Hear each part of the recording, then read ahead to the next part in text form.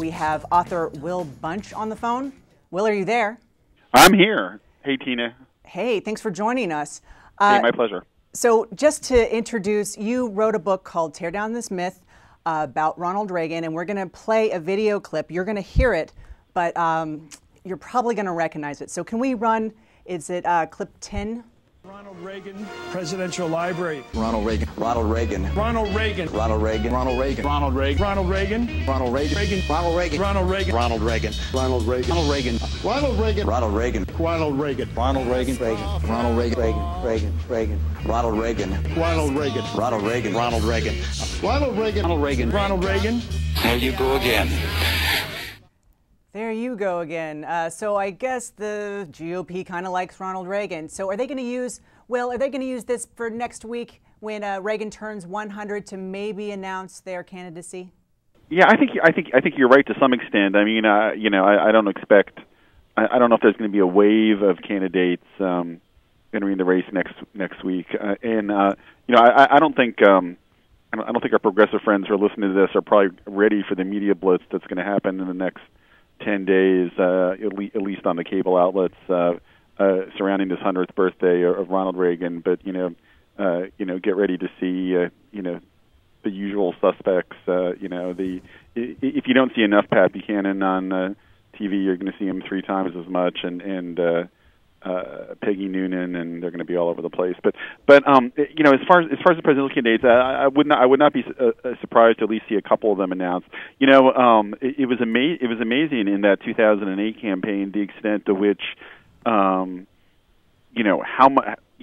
much of a Ronald Reagan supporter you had been in the past became an issue in these primaries, where candidates would run attack ads in the primaries against other Republicans, saying you said bad things about Ronald Reagan once, or there was, for example, there was a soundbite of Mitt Romney, and this may come up again because Romney could run again in 2012, but there was a soundbite of Mitt Romney when he was running for governor in Massachusetts in the 90s, proclaiming that he had not been a fan of Reagan, that he was not a Reagan Republican, and which is devastating. I think.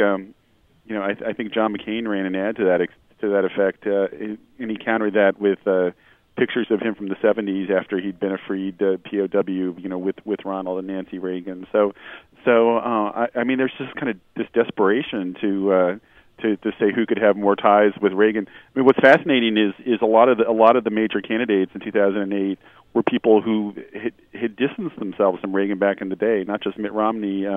Rudy Giuliani, proudly told the New York Times that he had disagreed with Reagan about a lot of things. And this was when he was running for mayor of New York as a Republican, but also on the Liberal Party in New York City. So it just goes to show how times have changed. And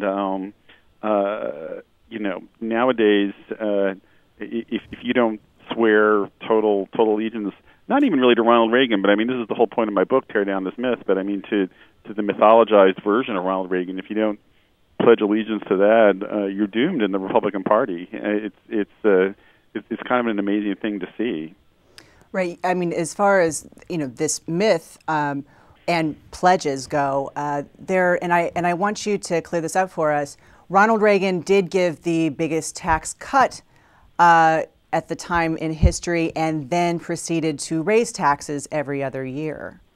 Well, we hear so much about the biggest tax cut in American history, which took place in his first year in office in 1981.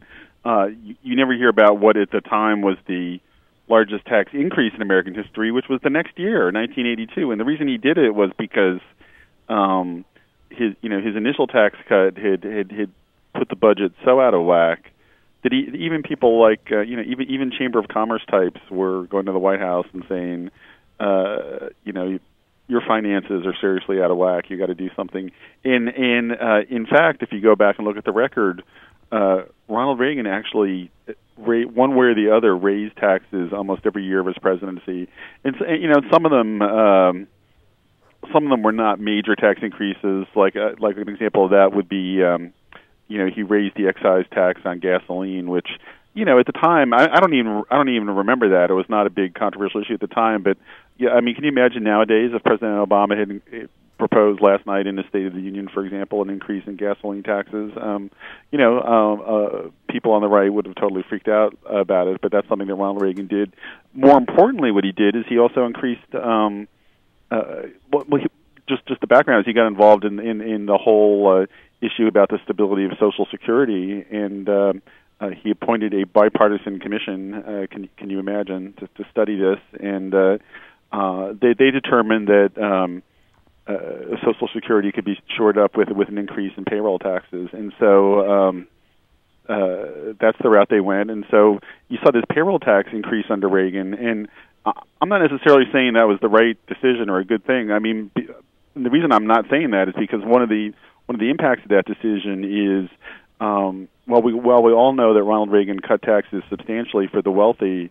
If you were, because of the payroll tax, if you were just a regular middle class blue collar guy, your taxes actually went up under Reagan. I mean, many Americans, when you include income taxes and payroll taxes together, which you should because they're both taxes that go to the federal government, the rate for most middle class people of taxes they paid actually was higher at the end of Reagan's 8 years as president than when he came into office. And just to say that most people don't know that or aren't aware of that, 25 years later would be an understatement.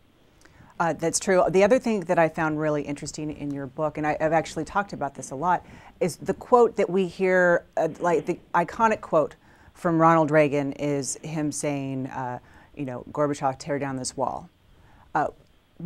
Could you set up that clip? Because we hear it out of context, and everyone kind of assumes that he's talking about the Berlin Wall to Gorbachev. So, could you explain that to us? Yeah, well, he was talking about the Berlin Wall. It was a speech. Just the background is the speech he gave in 1987. So that was pretty close to the end of his presidency. It was in the second half of his second term, and he made a trip through Europe, made several stops. And one of them was in Berlin, and he went through a lot of negotiating to get this dramatic backdrop in front of the Brandenburg Gate, and he proclaimed, "Mr. Gorbachev, tear down this wall." And this is a clip you've seen, literally hundreds of times on TV. It's come to symbolize Reagan, and it's come to symbolize the '80s and also the fall of communism that happened at the end of that decade and at the start of the '90s. But the thing you have to understand is, first of all, in the actual context of what was going on at that time. This was not a major. This speech was not a major news story. It was not on the front page of the New York Times. Right. It was not even covered in most newspapers. And to the extent that it was covered, it was seen as kind of an oddity because the words were actually out of step with what was really going on at that time. What was really going on at that time was, Reagan was actively involved in all kinds of negotiations with Gorbachev to reduce nuclear weapons, most famously.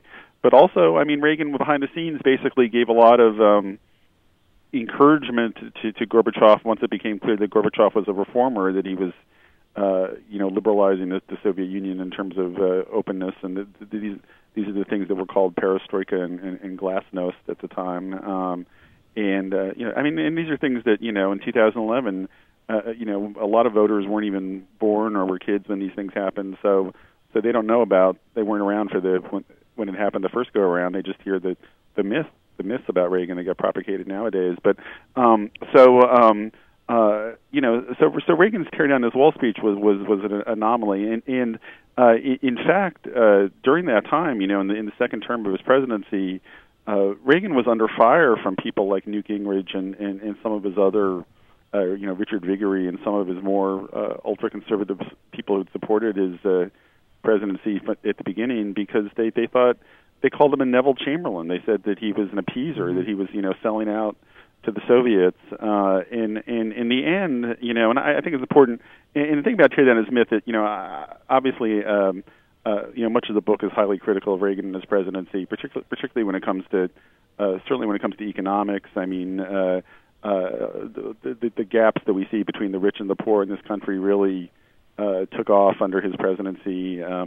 It's no accident that the famous "Greed is Good" speech from Wall Street happened during Reagan's watch, because it was a time unfettered greed, and all these things happen. But the book also points out that there were also some positive things that came out of Reagan's presidency that, because they don't fit the modern right-wing agenda, they're not part of the Reagan myth that's propagated by the right wing, even though most of us would consider them to be good things. And the number one thing on that list is his willingness to talk to an adversary like Gorbachev. I mean, nowadays the mantra is that we don't negotiate with our enemies, but Reagan did exactly that, and the result was it encouraged and probably helped speed up the reforms that led to the collapse of the Soviet Union, but it also led to fewer nuclear weapons in the world, and that's really a good thing. I mean, we could still do with a lot less, but I mean that was a really step in the positive direction.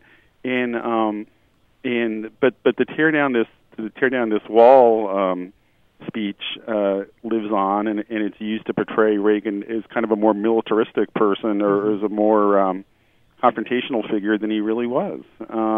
This was the Reagan, I think, that was invoked in the 2000s when we invaded Iraq, for example, when all the evidence is that if he had been confronted with the same set of circumstances as president, it's very unlikely and very doubtful that Reagan would have invaded Iraq. But his words, like the tearing down this wall speech, were summoned up to support these policies that he never would have supported. That's true. That's true. Yeah. We had Will Bunch, author of Tear Down This Myth.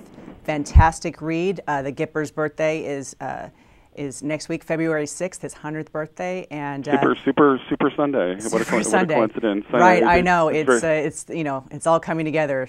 The stars are aligning, and